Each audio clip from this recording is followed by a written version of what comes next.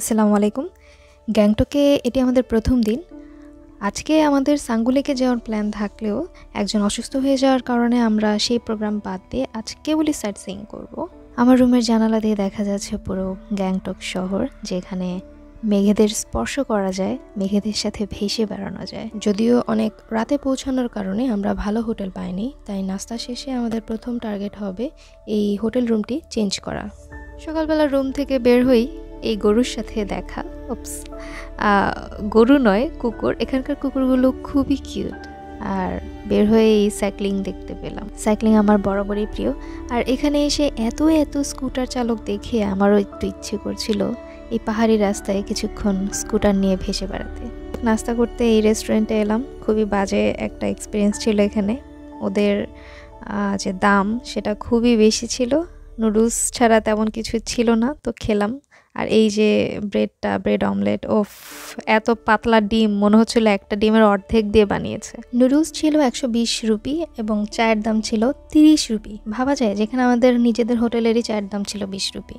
নাস্তা শেষে ব্যাগপত্র গুছিয়ে আমরা আমাদের সেই মহান কাজটি অবশেষে করে ফেললাম। এই মনোমুগ্ধকর রুমটিতে আমরা থাকবো 2 রাত।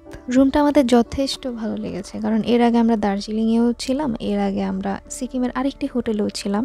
কোথাও এত ভালো সার্ভিস আমরা পাইনি। এই রুমটি একদম পারফেক্ট ছিল, যেমন আমরা চেয়েছিলাম। খুবই পরিষ্কার পরিচ্ছন্ন ছিল, আর এখানে যারা ছিল তাদের ব্যবহার যথেষ্ট ভালো ছিল, আর তারা বাংলাও জানতো। ভাষাটা এখানে সবচেয়ে বেশি বিড়ম্বনা যদি আপনি হিন্দি না জানেন, কারণ এখানে অনেকেই বাংলা বোঝে না, আবার তাদের হিন্দি আমি বুঝবো না। ব্যাগপত্র গুছিয়ে আমরা আমাদের অসুস্থ বান্ধবীটিকে পাজা কোল করে নিয়ে বেরিয়ে পড়লাম সাইট সিইং এর উদ্দেশ্যে। অসুস্থ মানুষেরও এখানে এসে সুস্থ হয়ে যায়, আর আমার ফ্রেন্ডের হয়েছে উল্টো অবস্থা। সুস্থ শরীরে এসে হয়ে গেল অসুস্থ। কিন্তু ওই যে বললাম, এত সুন্দর জায়গায় এসে অসুস্থ মানুষও সুস্থ হয়ে যায়। কিছু দূর যেতেই ঝর্ণাগুলো দেখার পর আর এই অপূর্ব দৃশ্যগুলো দেখার পর আমার ফ্রেন্ড কেমন তরতাজা হয়ে উঠল। আর একটু আগে যে হাঁটতেই পারছিল না, সে সমানে দৌড়ে বেড়াচ্ছিল। আমাদের অনেকগুলো স্পটে যাওয়ার পরিকল্পনা থাকলেও আমরা সময় স্বল্পতার কারণে সবগুলো স্পটে যেতে পারিনি। তবে এদের মধ্যে ক্যাবল কার জার্নিটা আমার কাছে বেস্ট লেগেছে, কারণ এটা আমার ফার্স্ট এক্সপিরিয়েন্স এবং আমি জানি না বাংলাদেশে থাকলে এমন এক্সপিরিয়েন্স আমার ফার্দার হবে কিনা।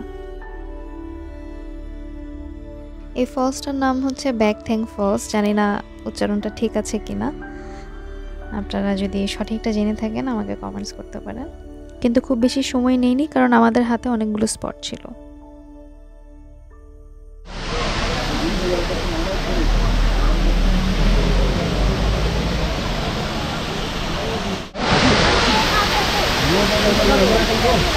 মাত্র কয়েক মিনিটে এই ঝর্ণার দর্শন শেষ করে আমরা রওনা হব বৌদ্ধ মন্দিরের উদ্দেশ্যে।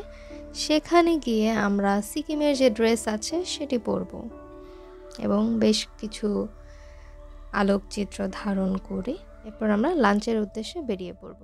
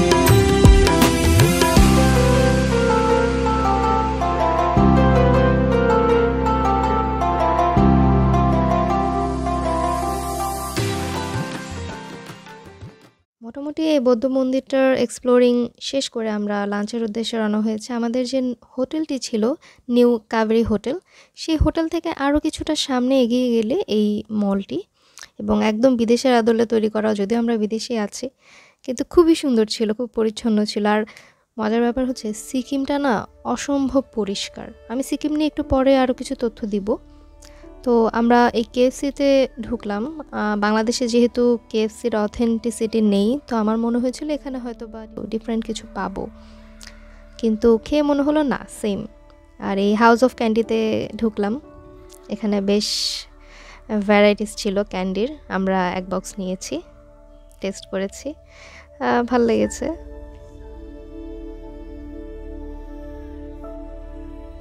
এরপর আমরা নেক্সট যে স্পট আছে সেখানে চলে গিয়েছি। উপর থেকে দৃশ্যটা, আমি পুরো গ্যাংটকের শহরটা আরও সুন্দর দেখা যায়। তবে তেলের খাবারে ভরপুর এখানে, আর ফলমূলের তো অভাব নেই। আপনারা যারা এই গ্যাংটক শহরে আসেন তারা ফলমূলটা ট্রাই করবেন, বিশেষ করে ওদের যে কমলাটা আছে এটা ওরা চাষবাদ করে, এটা আপনারা খাবেন, বেশি করেই খাবেন, কারণ এখানে ওদের যে ফলটা এটা খুব ফ্রেশ। তো যাই হোক, এরপর আমাদের সেই মাহেন্দ্রক্ষণ চলে এসেছে। পুরো যে গ্যাংটক শহরটা আছে সেটা আমরা এক্সপ্লোর করব ক্যাবল কার দিয়ে, অর্থাৎ অনেক উপর দিয়ে। আমার যেহেতু কোনো ড্রোন ছিল না, সো ড্রোনের ভিউ যে নেওয়ার যে আক্ষেপ সেটাও আমার একই সাথে খুঁজে যাবে। রোপওয়েতে ওঠা ট্যুরিস্টদের জন্য আবশ্যক বলে আমি মনে করি, কারণ আপনি যদি পুরো শহর দেখতে চান এবং পুরো শহরের ভিউটা নিতে চান, এখানে ওঠা আপনার জন্য আবশ্যক। আপনি খুব সহজেই উপর থেকে পুরো যে শহরটা আছে আপনি দেখতে পাবেন। এখানকার একটা ব্যাপার আমার কাছে খুব ভালো লাগে, দেখেন এই পাহাড়ি যে রাস্তা, এই পাহাড়ি অঞ্চলে এত সুন্দর করে যে ঘর বাড়িগুলো বানিয়েছে, এদের যে আর্কিটেক্ট, আমি মনে করি নিঃসন্দেহে তারা খুবই ক্রিয়েটিভ।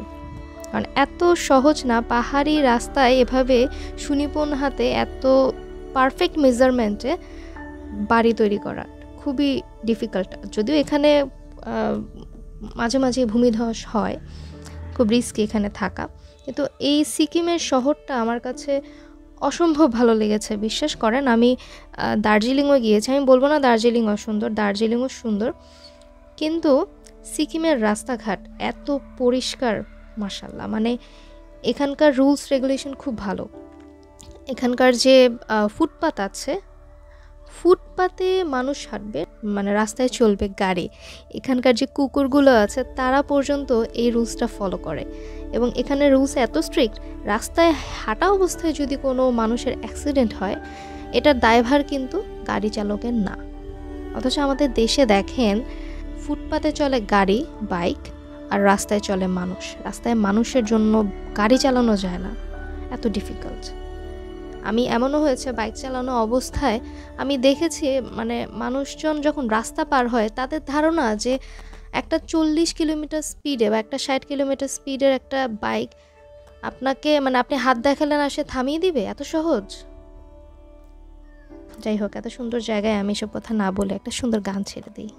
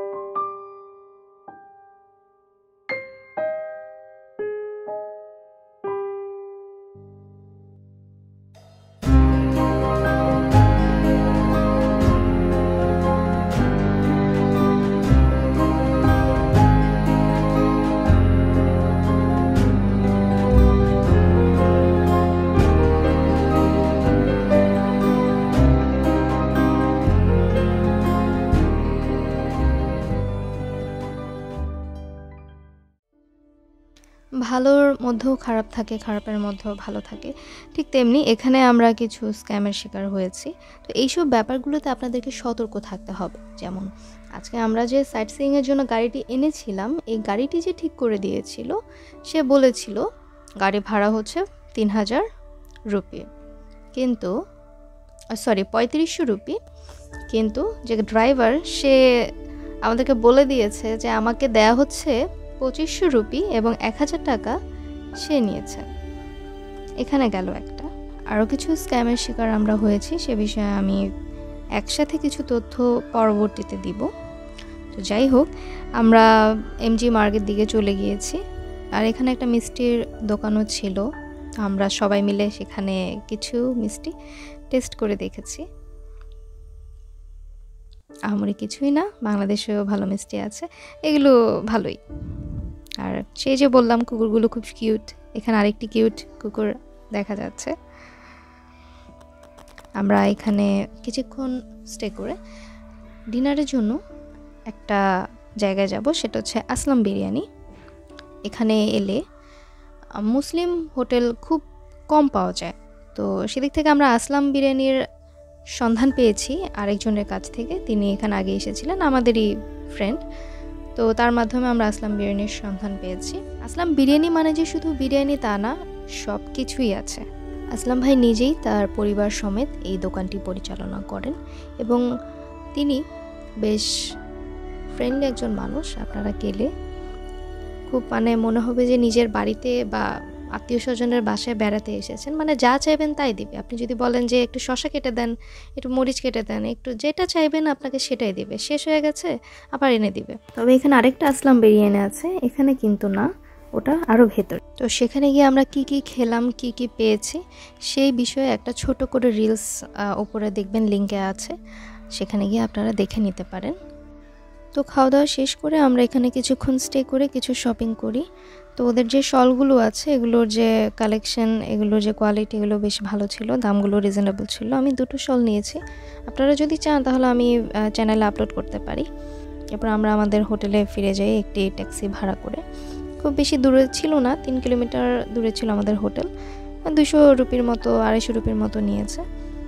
তো এই ছিল আমাদের আজকের জার্নি। আমরা আগামীকাল সাঙ্গুলিকের উদ্দেশ্যে রওনা হব, আর এর পর দিন রওনা হব কলকাতার উদ্দেশ্যে।